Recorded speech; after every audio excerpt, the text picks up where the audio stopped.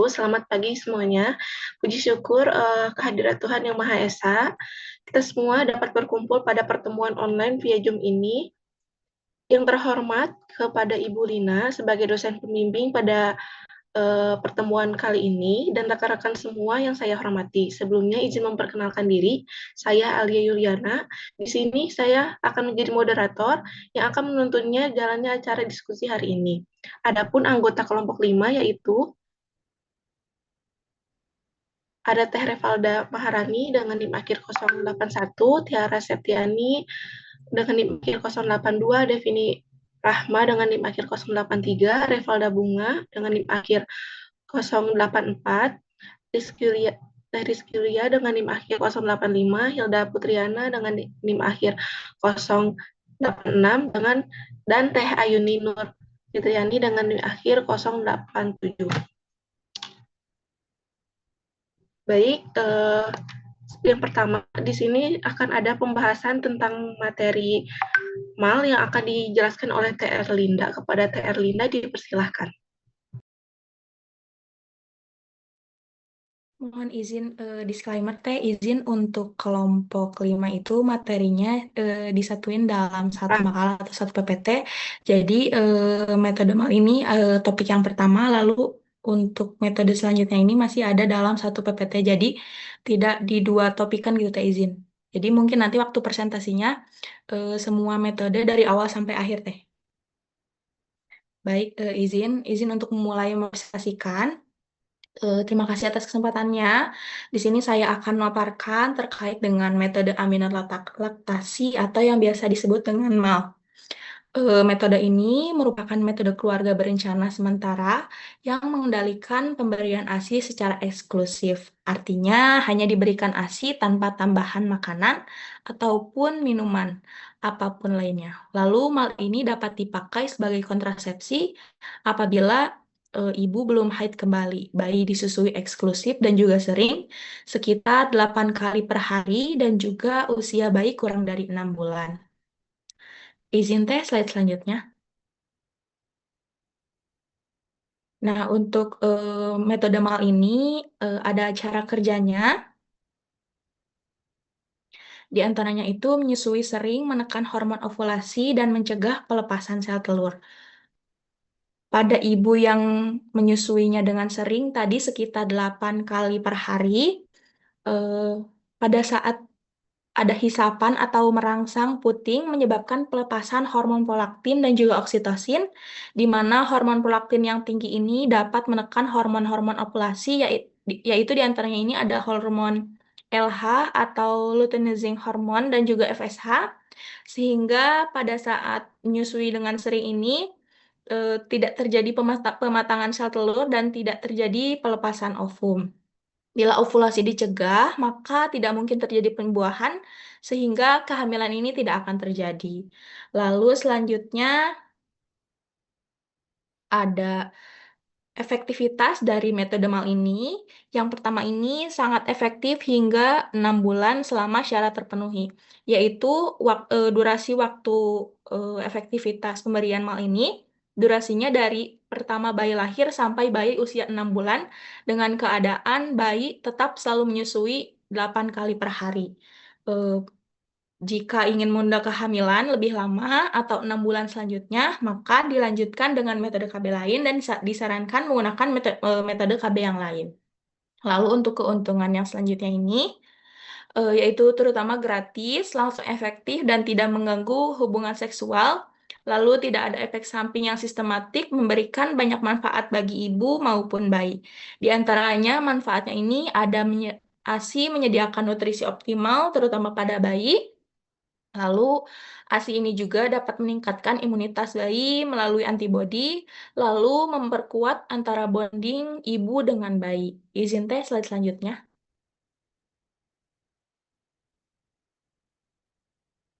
Nah, pada metode MAL ini terdapat keterbatasan, di antaranya ini yang pertama sangat bergantung pada konsistensi ASI eksklusif, yaitu ibu harus memberikan bayinya secara efektif tiap hari sekitar 8 kali per hari, lalu efek hanya sampai 6 bulan.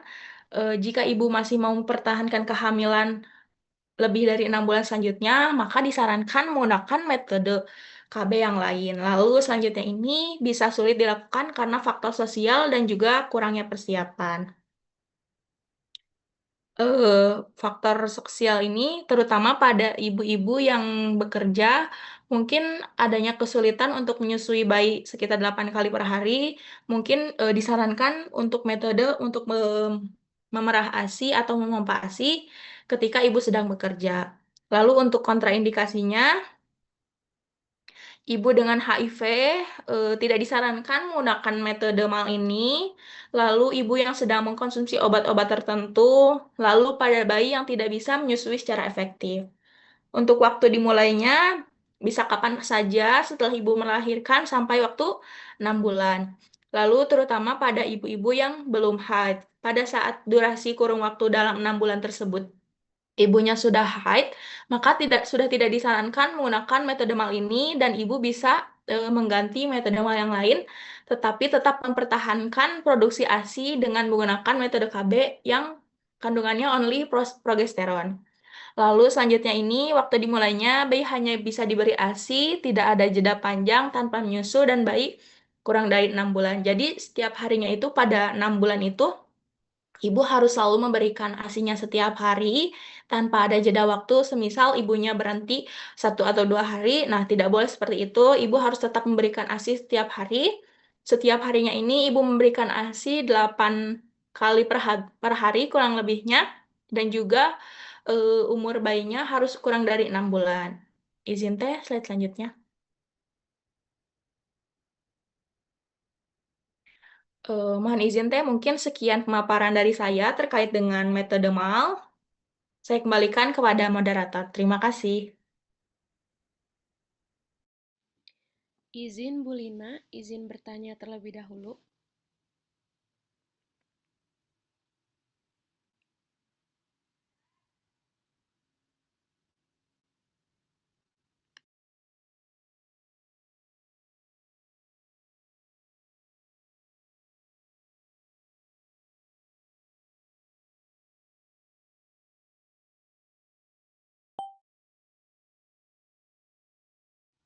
Izin Ibu, apakah boleh bertanya terlebih Ya, dahulu? Oh ya, kenapa? Ibu izin untuk tadi kan Ibu meminta presentasinya itu dua topik ya Ibu ya, Mm-mm. tentang mal dan juga jenis-jenis Mm. kontrasepsi. Nah, Hmm. kebetulan untuk setiap kelompok Ibu itu disatukan PPT-nya semuanya untuk Oh, ya berarti per ini aja berarti apa? berarti hanya bisa 5 kelompok Ibu. Oh gitu. Oh ya Karena udah, bukan ya lima. udah gitu aja. Oh ya, baik. Yang penting semuanya presentasi ya. Iya Ibu, baik. Ya, Terima kasih oke, Ibu. sama-sama. Baik, izin melanjutkan kepada Teh Tiara, dipersilakan untuk menjelaskan metode kondom teh laki-laki.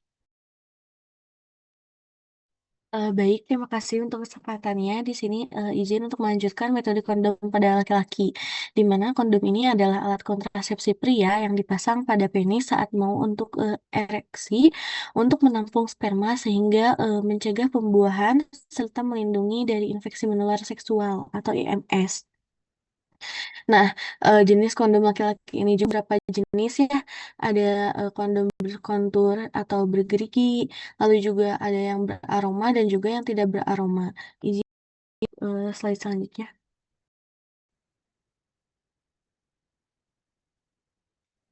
Nah, untuk cara kerjanya juga menampung sperma sehingga agar si sperma itu tidak masuk ke vagina. Terus juga mencegah pembuahan, agar mencegah kehamilan, lalu melindungi dari IMS seperti HIV, dan lain-lainnya. Lalu juga mengurangi paparan iritan yang dapat memicu kanker serviks. Lalu juga untuk keuntungan metode kondom ini murah dan juga mudah didapat, tidak perlu pemeriksaan kesehatan juga, dapat mencegah kehamilan dan juga IMS tanpa yang hormonal. Juga pria itu ikut berperan aktif, praktis, ringan, dan juga bisa digunakan sendiri. Untuk keterbatasannya sendiri itu juga efektivitasnya sangat bergantung pada cara penggunaannya, bisa mengurangi sensasi, resiko sulit ereksi, rasa malu saat membeli, dan juga alergi lateks pada sebagian orang. Izin teh untuk slide selanjutnya. Adapun juga kriteria kelayakan medis, yaitu di mana kondom ini dapat digunakan oleh semua pria kecuali yang memiliki alergi berat terhadap lateks. Lalu juga untuk waktu pakainya bisa dipakai kapan saja saat ingin mencegah kehamilan atau IMS. Lalu juga cara pakainya itu menggunakan kondom, di mana menggunakan kondom baru harus dicek dulu juga kemasannya dan juga expirednya. Lalu juga pasang sebelum kontak genital, lalu juga gulung sampai pangkal penis. Setelah ejakulasi, tarik sambil memegang ujungnya, buang dengan aman ke tempat sampah. Lalu juga tempat memperoleh kondom ini ada di beberapa, yaitu seperti di apotek, puskesmas, ataupun toko obat. Lalu juga untuk efek samping dan penanganannya ini, di mana kondom bocor atau robek harus diganti baru dan juga pertimbangkan resep apabila beresiko. Dan juga untuk alergi, gunakan kondom non latex atau ganti metode. Dan juga untuk sensasi berkurang, maka gunakan kondom yang lebih tipis. Mungkin sekian pemaparan metode kontrasepsi kondom pada laki-laki. Saya kembalikan kepada moderator. Baik, terima kasih kepada Teh Tia. Selanjutnya akan ada materi mengenai metode kondom akan Teh Devini. Kepada Teh Devini dipersilahkan. Baik, izin melanjutkan. Untuk selanjutnya itu mengenai metode kondom perempuan, yang dimana kondom wanita ini adalah kondom yang dirancang khusus untuk digunakan oleh perempuan yang berbentuk tabung silinder yang dimasukkan ke dalam vagina. Nah, kondom wanita ini memiliki desain yang pas untuk organ vital perempuan. Lalu kondom wanita itu adalah kantung berbentuk silinder yang dengan dua cincin fleksibel seperti cincin kecil atau inner ring yang dimasukkan ke dalam vagina menuju serviks, dan cincin besar atau outer ring tetap berada di luar menutupi vulva sehingga memberi perlindungan tambahan. Izin tes slide selanjutnya.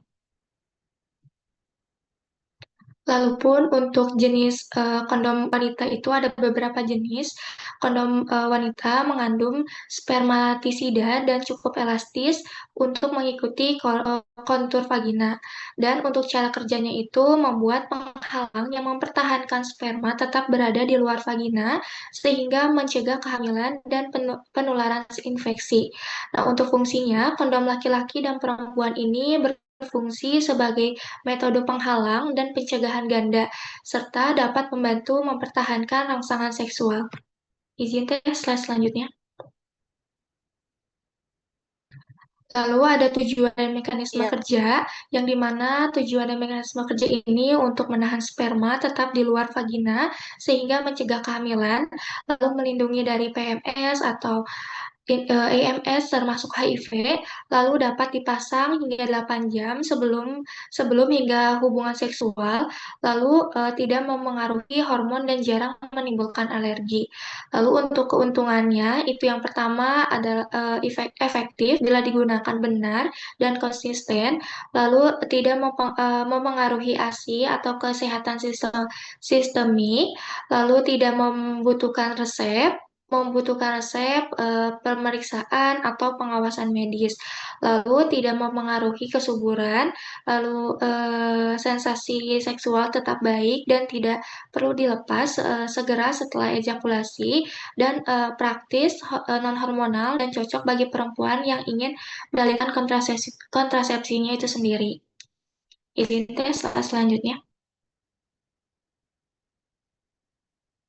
Untuk selanjutnya itu ada keterbatasan kondom. Yang pertama itu ada perlu keterampilan memasang agar efektif, lalu bisa terasa kurang nyaman atau terdorong masuk, lalu sensitivitas berkurang pada sebagian pasangan, lalu hanya sekali pakai dan perlu bersedia setiap saat, lalu relatif mahal dan memicu rasa malu saat membeli, lalu pembuangan dapat terjadi masalah dan tidak dapat digunakan bersamaan dengan kondom pria. Lalu selanjutnya itu mengenai kriteria kelayakan penggunaan kondom wanita, yang dimana secara umum ini kondom alat kontrasepsi yang aman dan dapat digunakan oleh hampir semua perempuan. Nah, beberapa kelompok yang dianjurkan atau layak menggunakan kondom wanita itu seperti perempuan yang hamil dengan metode non-hormonal. Lalu selanjutnya itu perempuan yang ingin melindungi diri dari IFT sebagai pelindung ganda. Selanjutnya itu penggunaan dengan latex. Nah, sebab banyak kondom wanita ini dibuat dari nitril yang hipoalergeni. Lalu yang terakhir itu perempuan yang tidak dapat atau tidak ingin menggunakan kontrasepsi hormonal, misalnya karena efek samping atau kontraindikasi medis. Nah, apabila penggunaan ini tidak bersedia menggunakan kondom pria, sehingga kondom wanita ini menjadi alternatif yang dikendalikan oleh perempuan. Nah, untuk selanjutnya itu, kondisi yang memerlukan kehati-hati.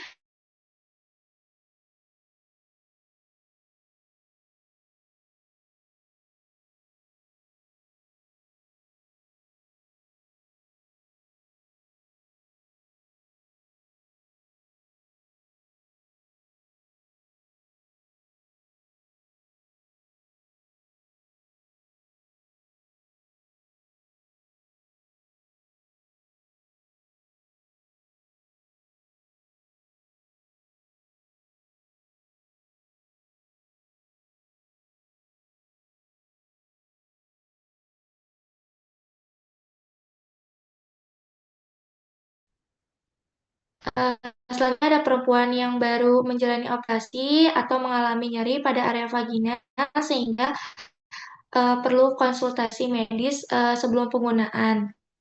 Nah, untuk selanjutnya itu mengenai efek samping, di sini ada iritasi ringan, gatal, panas, dan tidak nyaman. Lalu selanjutnya itu ke reaksi alergi ringan. Lalu ada bunyi berdesis atau terasa longgar. Lalu ada risiko infeksi bila pelumas itu kurang. Lalu ada jarang alergi berat dan ISK. Izin teh, mungkin pemaparan dari saya sudah selesai. Saya kembalikan kepada moderator. Terima kasih. Baik, terima kasih kepada Teh Devini. Selanjutnya akan ada materi mengenai spermisida yang akan dijelaskan oleh Terevalda. Kepada Terevalda dipersilakan. Baik, Teh. Sebelumnya terima kasih atas kesempatannya. Di sini saya izin melanjutkan terkait metode spermisida. Spermisida adalah zat kimia alat kontrasepsi yang mengandung bahan kimia yang digunakan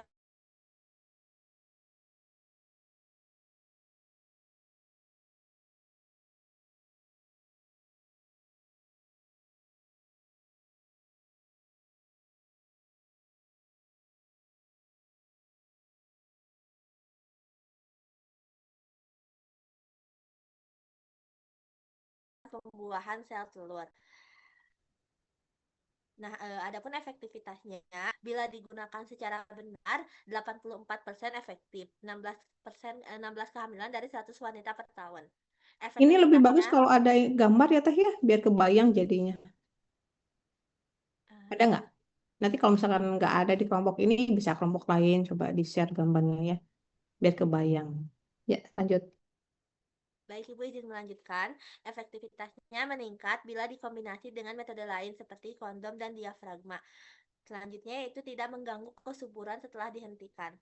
Untuk keuntungannya yaitu spermisida ini berlangsung efektif karena dia berbentuk aerosol atau krim, aman untuk ibu menyusui, tidak mengganggu sistem tubuh, meningkatkan lubrikasi juga, mudah digunakan tanpa resep medis, dan cocok sebagai metode sementara atau pendukung metode lain. Seperti tadi bisa digunakan bersama kondom dan diafragma.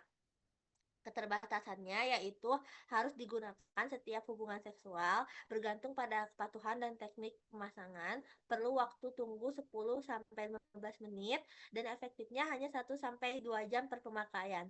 Tidak melindungi HIV dan bisa menyebabkan iritasi.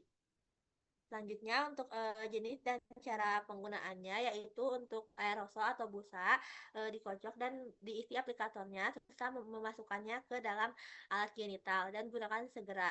Yang kedua yaitu krim atau jelly, masukkan dengan aplikator 10-15 menit sebelum hubungan dan bisa dipakai dengan diafragma atau kondom. Yang ketiga itu vaginal film atau tisu, dilipat kemudian ditempelkan di jari dan didorong ke dekat serviks. Tunggu 15 menit. Yang terakhir yaitu ada suppositoria, yaitu masukkan jauh ke dalam vagina dan tunggu 10-15 menit.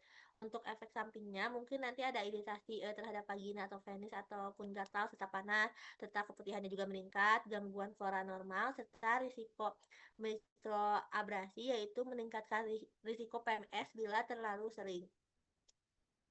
Dan selanjutnya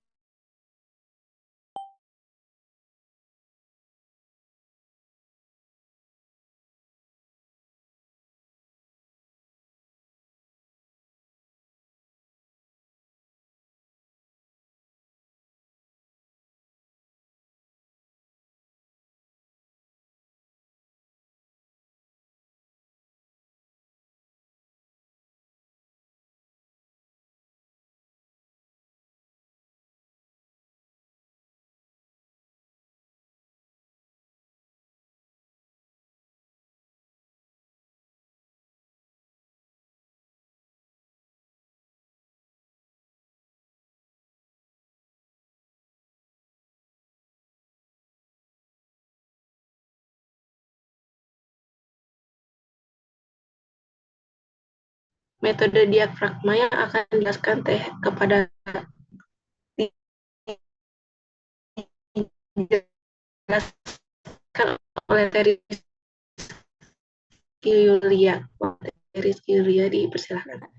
Diafragma ini kontrasepsi barrier bentuknya yang terbuat dari lateks atau silikon, dipasang di dalam vagina dan untuk menutupi serviks sehingga sperma tidak dapat masuk ke dalam rahim. Alat ini juga harus digunakan bersamaan spermisida agar efektivitasnya meningkat. Diafragma juga tidak mengandung hormon, yaitu bersifat reversibel. Selanjutnya.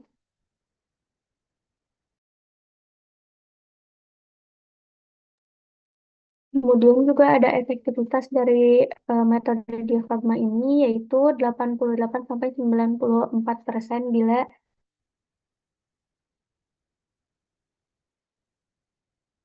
bila digunakan benar dengan spermisida.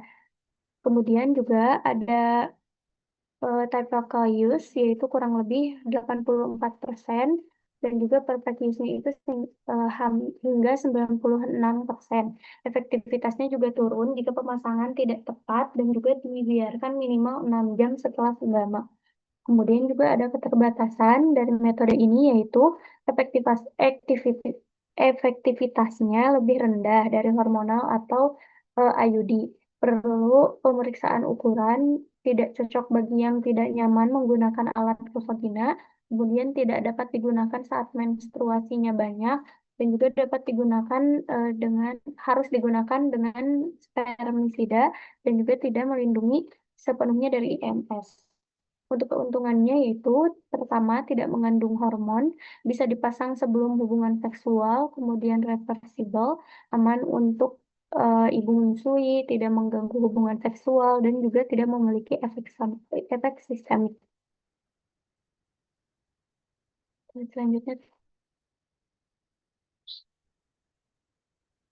adapun kriteria kelayakan medis yaitu tidak dianjurkan bila ada alergi lateks atau spermisida, kemudian infeksi vagina atau cervix, kemudian ada prolaps uteri atau kelainan anatomi, ada riwayat TSS yaitu kurang dari 6 minggu pasca persalinan. Kemudian boleh digunakan oleh ibu dengan ibu menyusui, wanita yang ingin metode non-hormonal atau memiliki kontraindikasi hormonal. Efek sampingnya yaitu ada iritasi vagina, kemudian alergi lateks atau spermisida, kemudian ketidaknyamanan bila ukuran tidak tepat dan juga ada resiko infeksi jika tidak bersih dan juga jarang TSS. Mungkin boleh di slide tuh. Selanjutnya. Mungkin saya kembalikan ke moderator. Terima kasih. Baik, terima kasih Mbak Teh Rizky Melia. Selanjutnya ada metode tudung serviks yang akan dijelaskan oleh Teh Hilda. Pada Teh Hilda dipersilahkan. Baik, Teh, terima kasih atas kesempatannya. Izin melanjutkan untuk yang selanjutnya yaitu ada metode tudung serviks.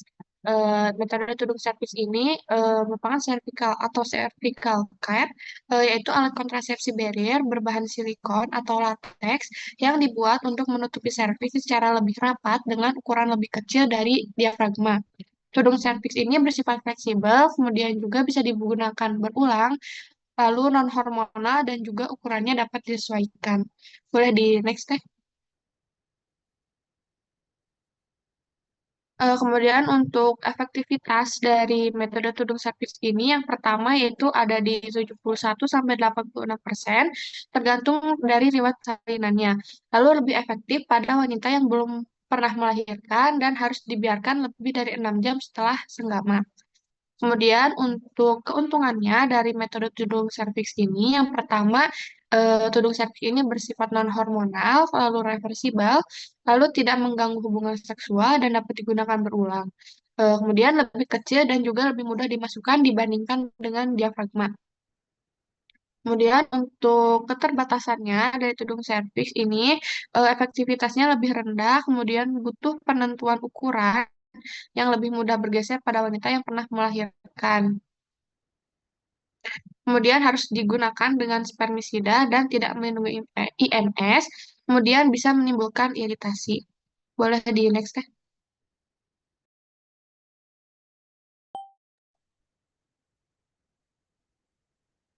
Kemudian untuk kriteria kelayakan medisnya, yaitu tudung serviks ini hanya boleh digunakan jika serviksnya normal, kemudian tidak ada kelainan panggul, dan ukuran serviks memungkinkan alat menutup rapat atau serviks tanpa kebocoran. Kemudian tidak dianjurkan juga pada wanita ini dengan infeksi reproduksi di bawah, kemudian ada gerak latex atau silikon, kemudian adanya perdarahan pervagina yang tidak diketahui penyebabnya dikarenakan ada alat yang menutupi gejala klinis, kemudian ada juga riwayat infeksi panggul yang berulang ataupun penyakit radang panggul, kemudian adanya riwayat kanker serviks atau kelainan prekanker pada hasil pap smear, kemudian ada baru melahirkan kurang dari 6 minggu dikarenakan ukuran serviks yang belum kembali ke normal. Kemudian untuk efek sampingnya yaitu ada iritasi vagina atau serviks jika dipakai lebih dari 48 jam, reaksi alergi terhadap spermisida, lalu ada bau vagina, kemudian infeksi bila kebersihan tidak dijaga, lalu toxic shock syndrome. Boleh di next teh. Mungkin sekian yang dapat saya sampaikan. Saya kembalikan kepada moderator. Baik, terima kasih kepada Teh Hilda. Selanjutnya akan ada materi mengenai kontrasepsi pil yang akan dijelaskan oleh Teh Ayuni. Kepada Teh Ayuni dipersilahkan. Baik, Teh, izin sebelumnya di sini saya akan memaparkan metode kontrasepsi pil, di mana kontrasepsi pil adalah metode kontrasepsi hormonal berbentuk tablet yang mengandung hormon estrogen dan progesteron, pil kombinasi atau hanya progesteron, pil progestin only. Pil bekerja dengan cara menghambat ovulasi, menebalkan lendir serviks, dan mengubah endometrium sehingga implantasi tidak terjadi. Pil merupakan salah satu metode kontrasepsi paling banyak digunakan karena mudah, efektif, dan dapat dihentikan kapan saja. Izin di slide teh. Nah, di sini ada jenis pil kontrasepsi, di mana yang pertama ada pil kombinasi estrogen plus progestin. Lalu yang kedua ada pil progestin only, yaitu berisi progestin saja. Contohnya levonorgestrel, diberikan terutama untuk ibu menyusui. Boleh di slide deh. Nah, di sini juga ada pil multipasik, di mana dosis hormon berubah setiap minggu bipasik atau tripasik untuk menyerupai siklus hormon alami. Lalu juga ada pil darurat atau emergency contraceptive pills atau ACV mengandung levonorgestrel dosis tinggi digunakan setelah hubungan seksual tanpa perlindungan. Boleh di slide teh. Nah, cara kerjanya itu pil kombinasi dan pil progestin bekerja melalui 3 mekanisme utama, yaitu sebentar. Menghambat ovulasi dengan menekan pelepasan FSH dan LH dari hipofisis, lalu menebalkan lendir serviks hingga sperma sulit menembus, lalu mengubah endometrium, membuatnya tidak ideal untuk implantasi. Nah, pada minipil mekanisme dominan adalah perubahan lendir serviks dan efek pada endometrium, sementara penghambatan ovulasi tidak sekuat pil kombinasi. Nah, di sini juga ada keuntungan. Nah, keuntungan pil kontrasepsi ini antara lain efektivitasnya tinggi bila diminum rutin, terus mengatur siklus menstruasi dan mengurangi disminor, lalu mengurangi jumlah pendarahan menstruasi dan resiko anemia, lalu menurunkan resiko kanker ovarium dan endometrium, lalu fertilisasi cepat kembali setelah dihentikan, lalu juga bisa dapat digunakan jangka panjang tanpa penurunan. Lalu ada keterbatasan di mana harus diminum setiap hari pada waktu yang sama, efektif tidak melindungi dari infeksi menular seksual, lalu efek samping hormonal seperti mual, pusing, dan spotting. Tidak cocok untuk wanita dengan kondisi medis tertentu seperti hipertensi, tidak terkontrol, atau migrain dengan aura. Boleh di slide teh. Nah, di sini ada waktu pemberiannya, di mana pada hari pertama menstruasi perlindungannya langsung.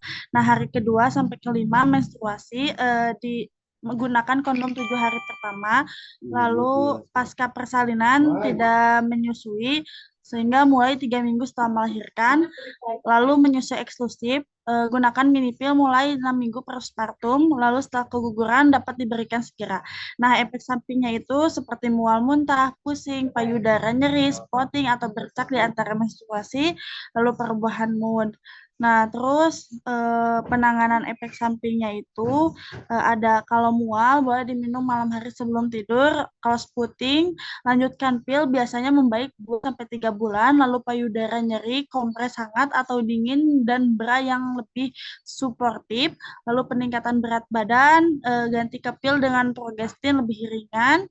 Lalu sakit kepala boleh observasi bila migrain dengan aura, yaitu hentikan pil kombinasi. Izinnya mungkin sekian, saya kembalikan kepada moderator. Terima kasih. Baik, terima kasih atas pemaparan materinya. Selanjutnya akan ada sesi diskusi, di mana teman-teman yang akan bertanya kepada kelompok 5 dipersilahkan untuk menyalakan fitur raise hand-nya.